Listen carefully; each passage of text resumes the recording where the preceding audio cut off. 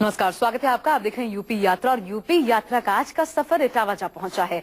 कहा जा रहा है कि मेडिकल, टूरिज्म, स्पोर्ट्स के क्षेत्र में ये शहर काफी बदल गया है। हाई फाई दावों की हकीकत जानने और यूपी के सीएम अखिलेश यादव का ड्रीम प्रोजेक्ट लॉयन सफारी में काम कहां तक पहुंचा, ये जानने के लिए देखिए इटावा से हमारी स्पेशल सीरीज यूपी यात्रा।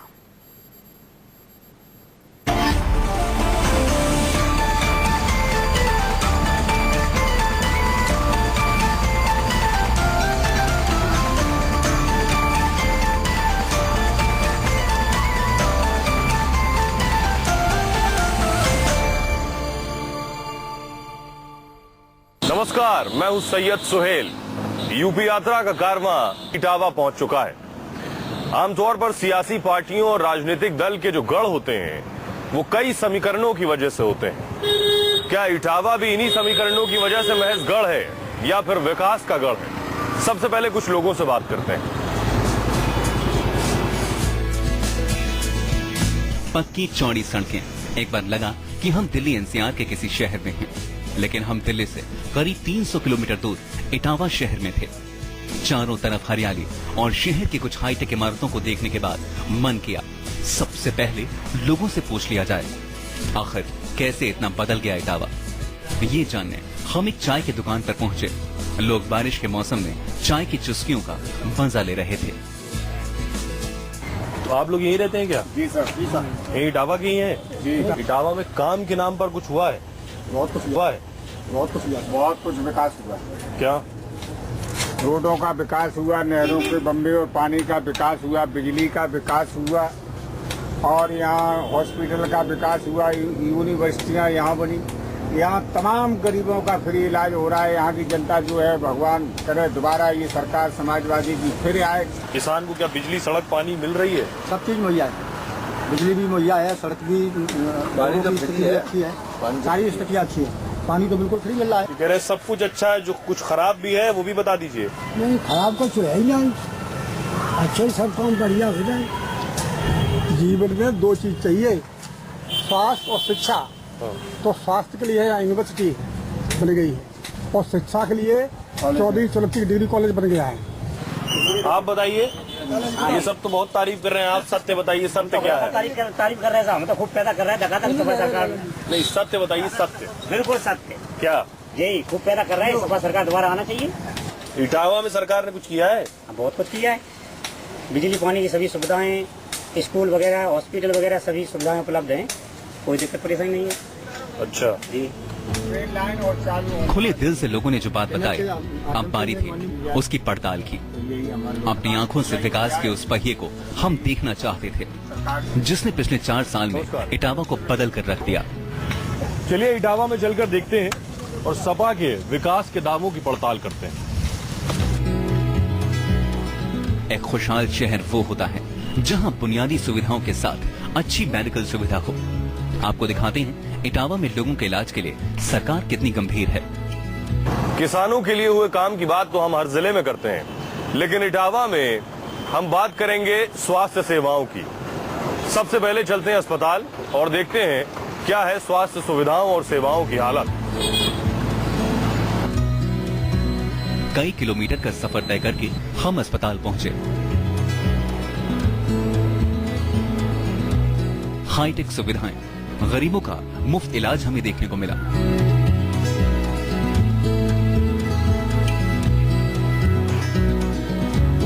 एक या 2 हजार का नहीं, गंभीर बीमारियों का लाखों का इलाज फ्री में।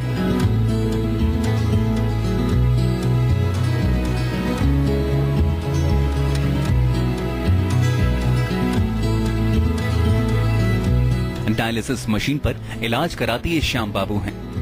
1 साल से इलाज करवा रहे हैं। इनकी किडनी खराब हो चुकी है, दिल्ली तक में इलाज कराया।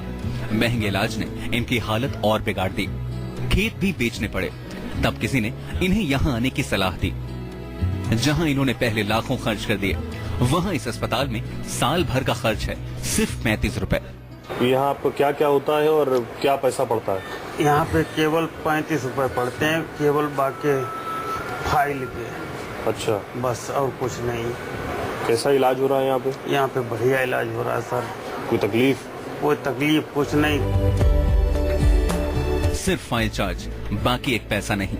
श्याम बाबू की तरह ही ममता देवी की किडनी भी खराब हो चुकी है, जिसकी वजह से आंखों की रोशनी जाने लगी। 4 साल से डायलिसिस करवा रही हैं। इस अस्पताल में आने से पहले 6 लाख रुपए खर्च हुए, लेकिन पिछले 2 साल से इस अस्पताल में फाइल चार्ज के अलावा इन्हें कुछ नहीं देना पड़ा। कब से आप डायलिसिस करा रही हैं? यहाँ पर 2 साल हो गए। 2 साल में आपने कुछ पैसे दिए यहाँ? नहीं, कोई पैसा नहीं। कोई पैसा नहीं दिया। तो कैसी सुविधाएं हैं अस्पताल में? बहुत ही अच्छी है सुविधा।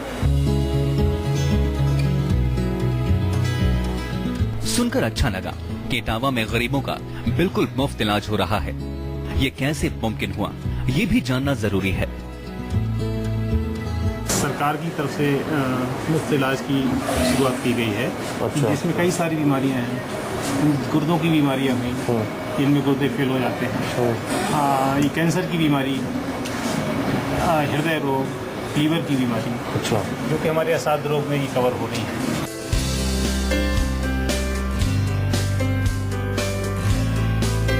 उत्तर प्रदेश सरकार की योजनाओं में से एक है असाध्य रोग योजना। इसमें हर गरीब का राज्य के सभी मेडिकल कॉलेजेस में मुफ्त इलाज होता है, चाहे वो किडनी ट्रांसप्लांट हो, न्यूरो सर्जरी हो, कीमोथेरेपी, कैंसर और हार्ट जैसी गंभीर बीमारी ही क्यों ना हो। न्यूरोसर्जिकल पेशेंट्स, ट्यूमर्स है, और कैंसर पेशेंट्स, कैंसर का कीमोथेरेपी है, कीमोथेरेपी इज प्रोलॉन्ग, हाँ, उसका दवाई बहुत महंगा दवाई है, वो इस फंड से हम देते हैं।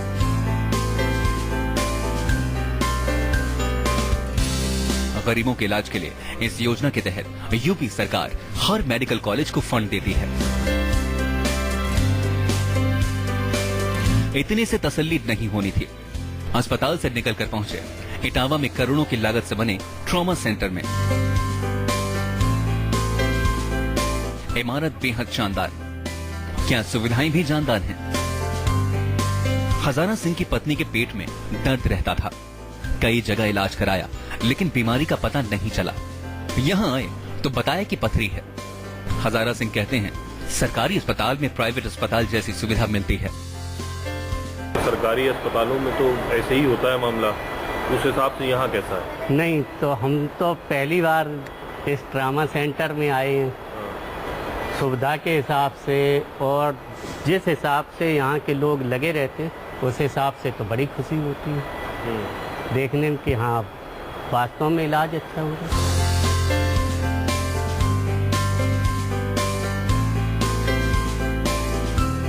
ट्रॉमा सेंटर में कई अलग अलग विभाग हैं, जिसमें हाईटेक सुविधाएं हैं। MRI, CT स्कैन के साथ लगभग 500 बेड की सुविधा और 1 दर्जन से ज्यादा वेंटिलेटर इस अस्पताल में हैं। ये ट्रॉमा सेंटर कैसा है? ये अच्छा है, अच्छा ही। इसकी तारीफ सुन के तो यहाँ आए, लेकिन तारीफ से ज्यादा ही कुछ अच्छा है। तो आपको यहाँ कुछ पैसे देने पड़ रहे हैं? जी नहीं।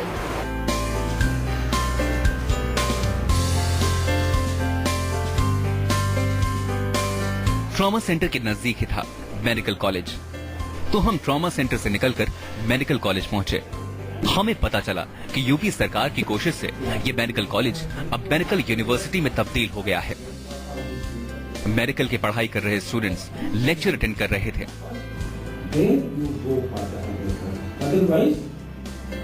लेक्चर खत्म होते ही बाहर कॉरिडोर में हमने उनसे बात की कि आखिर कॉलेज से यूनिवर्सिटी बन जाने से क्या फायदा होगा। आपका मेडिकल कॉलेज से यूनिवर्सिटी हो गया है, यूनिवर्सिटी होने से क्या फर्क पड़ता है? एक्सपोजर होगा, सबसे बड़ी बात एक्सपोजर होगा। यूजी सीट्स आई, यूजी के बाद पीजी सीट्स आई, सुपर स्पेशलाइजेशन आएगा, फैकल्टीज आएंगी, अच्छे फैकल्टीज आएंगे, अभी भी हैं, और अच्छे फैकल्टीज आएंगे और एक्सपोजर होगा। जाने की दुनिया की यूनिवर्सिटी है, 2nd यूनिवर्सिटी है यूपी में एंड इंडिया में 3rd है। सेहत अच्छी होगी, हर क्षेत्र में कामयाबी मिलेगी, और जब बात खेल की हो तो सेहतमंद होना बेहद जरूरी होता है। इटावा में प्रतिभाओं की कमी नहीं है, बस जरूरत है सही मौके और सही मंच की। चलकर देखते हैं कि आखिर खेल के क्षेत्र में इटावा कैसे आगे बढ़ेगा और क्या तैयारियां हैं। Cricket, hockey, badminton, swimming, gym, क्या नहीं है इटावा में। यानी बस खेलने की इच्छा हो तो हर खेल का अलग से इंतजाम है। खेल खेल में आगे बढ़ते इटावा में खिलाड़ियों को दी जाने वाली सुविधाओं में सबसे खास है 200 करोड़ की लागत से बना ये स्विमिंग पूल। बताया जाता है कि इंटरनेशनल लेवल के स्विमिंग पूल में खिलाड़ी पूरे साल यानी गर्मी हो या सर्दी स्विमिंग कर सकते हैं। जो स्विमिंग पूल बन रहा है, एक मुख्यमंत्री जी का स्कीम था कि उत्तर प्रदेश में ऐसा एक ऑल वेदर स्विमिंग पूल होना चाहिए जो बाहर विदेशों में है। क्योंकि हमारे यहाँ क्या होता है कि स्विमिंग पूल मात्र 4 या 6 महीने चलता है, जिससे उसको बनने से हमारे बच्चे 12 महीना प्रैक्टिस मिल पाएगा, अच्छे से अच्छे तैराक बनेंगे। स्विमिंग पूल में 3 सेक्शन हैं। 22 फीट की गहराई वाला प्रोफेशनल स्विमर्स के लिए, जिसमें इंटरनेशनल लेवल की स्विमिंग की जा सकती है। इसके अलावा एक वार्म अप जोन और तीसरा बच्चों के लिए। साथ ही यहां 5000 दर्शकों के बैठने की क्षमता है। स्विमिंग पूल बन रहा है, यस सर। इससे ये अच्छा रहेगा? Yes sir. क्या सर, हम लोग उसमें 12 महीने प्रैक्टिस करेंगे बढ़िया से। अच्छे से परफॉर्मेंस हम लोग और ज्यादा करेंगे। स्विट्जरलैंड के पूल्स की तरह इटावा के इस पूल को बनाया गया है, इस उम्मीद से कि तैराकी की दुनिया में यहां के खिलाड़ी काफी आगे तक पहुंच जाएंगे। इसकी लागत अनुमानित 200 करोड़ रुपए है और भविष्य में यहाँ पे जो है अंतर्राष्ट्रीय स्तर की जो है प्रतियोगिताएं आयोजित कराई जाएगी। ये जो स्विमिंग पूल है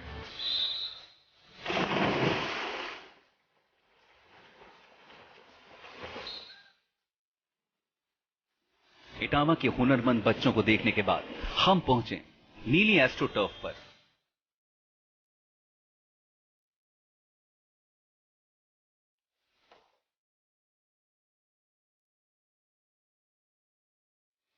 इटावा में एक नहीं 2 हॉकी एस्ट्रो टर्फ हैं। नए जमाने की हॉकी के लिए नए तरीके से खिलाड़ियों को ट्रेनिंग दी जा रही है,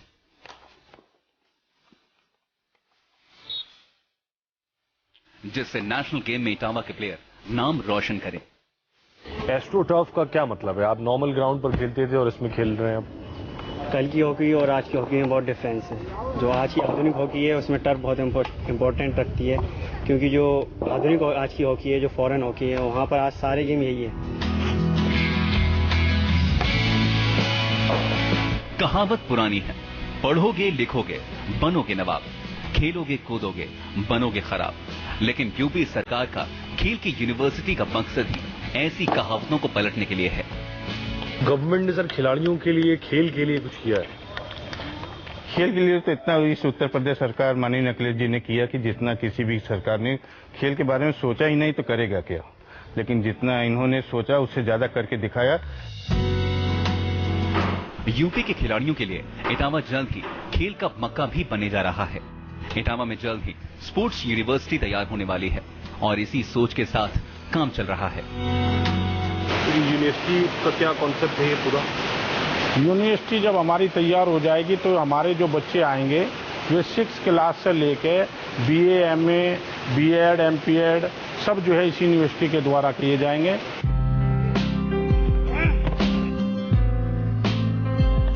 दूसरे खेलों के साथ क्रिकेट की दीवानगी इस शहर में भी कम नहीं। अभी क्रिकेट के लिए एक छोटा ग्राउंड है जिसमें क्रिकेटर्स प्रैक्टिस करते हैं। साथ ही बाकी खेल भी इसी मैदान पर खेले जाते हैं। लेकिन ये परेशानी बस कुछ दिन की मेहमान है, क्योंकि स्पोर्ट्स यूनिवर्सिटी के लिए 400 करोड़ का क्रिकेट ग्राउंड तैयार हो रहा है। इससे इन बच्चों की परफॉर्मेंस पे, उनके फ्यूचर प्रोस्पेक्ट के लिहाज से आप कैसे देखते हैं? यहाँ स्टेडियम बन जाएगा तो अच्छी क्रिकेट होगी। तो जब तक अच्छे खिलाड़ी को आप सामने देखोगे नहीं तो आप में वो ऐसा बनने की इच्छा नहीं आती है, और जब इच्छा नहीं आएगी तो इम्प्रूवमेंट नहीं होगा।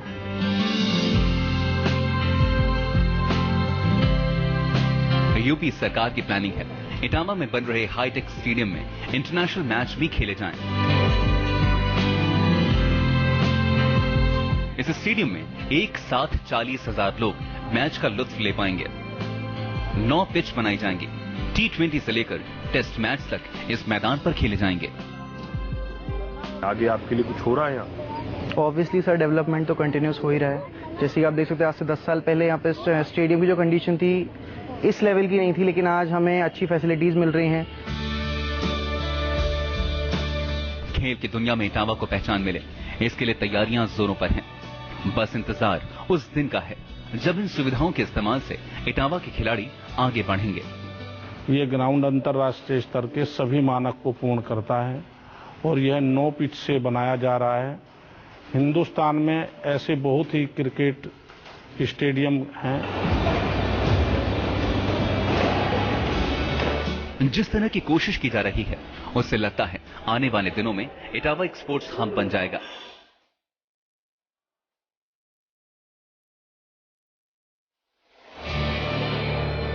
रुक रहे हैं एक छोटे से ब्रेक के लिए, लौट रहे हैं इटावा से यूपी यात्रा में कुछ ही पलों। इटावा सिर्फ मेडिकल टूरिज्म के क्षेत्र में ही नहीं, टूरिज्म के क्षेत्र में भी इटावा को आगे बढ़ाने की तैयारी है। कैसे संभव होगा, ये कैसे मुमकिन होगा, देखते हैं।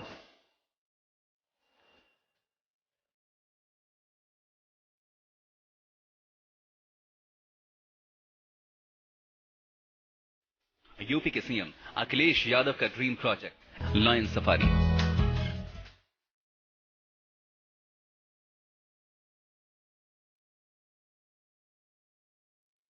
काम कहां तक पहुंचा ये देखने हम सीधे सफारी पहुंचे।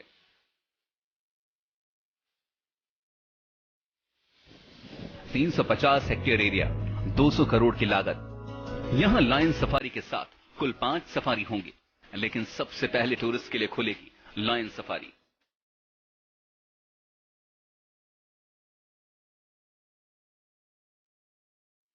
शुरुआत में 10 शेर 50 हेक्टेयर में रखे जाएंगे, जिन्हें देखने के लिए एक ट्रैक बनाया गया है। खुली गाड़ी में बेहद नजदीक से लोग शेर को देख पाएंगे। कब तक ये लायन सफारी शुरू हो जाएगा लोगों के लिए, और किस सोच के साथ इसे डेवलप किया जा रहा है? ये लायन सफारी तो जो ब्रीडिंग सेंटर बनाया गया है, जब शेरों की ब्रीडिंग पूरी हो जाएगी तब ये चालू हो जाएगा लोगों के लिए।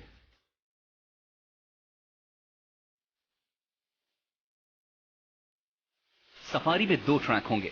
अंदर का ट्रैक 3.5 किलोमीटर का होगा, जहां से टूरिस्ट सफारी में घूमेंगे, जबकि बाहर का ट्रैक 4 किलोमीटर का होगा। इस ट्रैक से पूरी सफारी की निगरानी रखी जा सकेगी।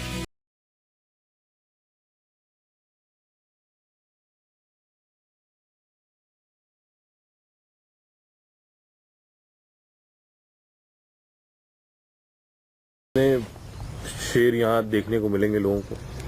सीजेड ने 10 शेरों के लिए बोला है। अच्छा। हाँ, सफारी में छोड़ने के लिए।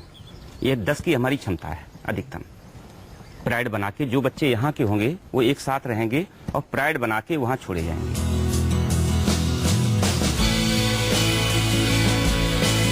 शेर, चिकारा, हिरण, तेंदुआ और भालू, इन सब की अलग अलग सफारी होगी। सफारी में सब कुछ प्राकृतिक लगे, इसके लिए इसके एंट्रेंस पर आर्टिफिशियल पहाड़ बनाने के लिए स्पेन से कारीगर बुलाए गए हैं। इसके अलावा 4D थिएटर होगा। टूरिस्ट को कहीं कोई परेशानी ना हो, इसके लिए सीसीटीवी जोन बनाया गया है, जिसके जरिए लगातार सफारी में घूमते टूरिस्ट पर नजर रखी जाएगी। हमारे 4 सफारी और प्रोग्रेस में हैं, और वो है deer safari, bear safari, antelope safari and leopard safari.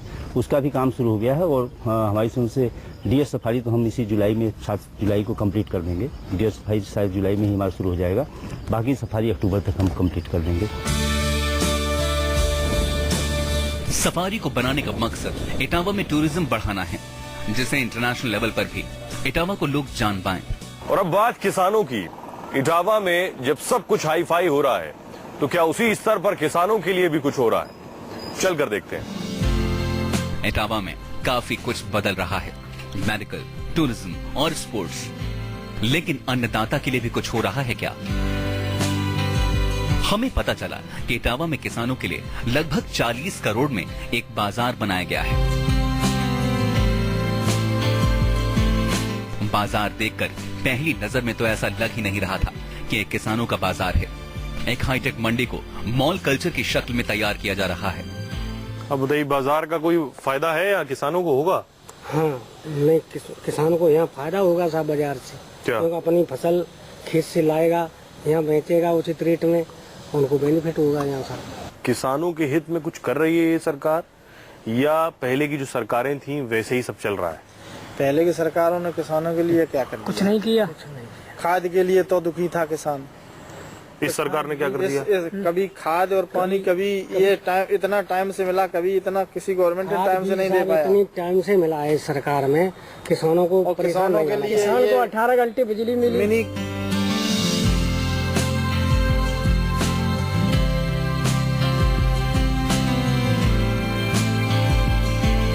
इस बाजार में 100 से ज्यादा दुकानें हैं और 42 दुकानें ऐसी हैं जो छोटे किसानों को मुफ्त दी जाएंगे, यानी किसान सीधे ग्राहकों तक अपना माल बेच पाएंगे। मंडी कैसे बनी और क्या लागत आई इसकी, और किस उद्देश्य के साथ, किस सोच के साथ? ये मंडी परिषद और सरकार की तरफ से ये सोचती है कि ग्रामीण इलाके में किसानों को अच्छे वातावरण में एक बाजार मिले। अच्छा। और उपभोक्ता को भी सही जगह पर और सही कीमत का सामान मिले। बिचौलियों से बचाकर किसान सीधे ग्राहकों तक पहुंचेगा और जरिया बनेगा ये बाजार। ग्राहकों को भी फायदा होगा, ताजा फल और सब्जी कम दामों में मिल पाएगी। ये किसान को आत्मनिर्भर बनाने की एक अच्छी पहल है। यूपी यात्रा में इटावा से फिलहाल इतना ही। अगले हफ्ते फिर मुलाकात होगी किसी और शहर से। तब तक के लिए नमस्कार।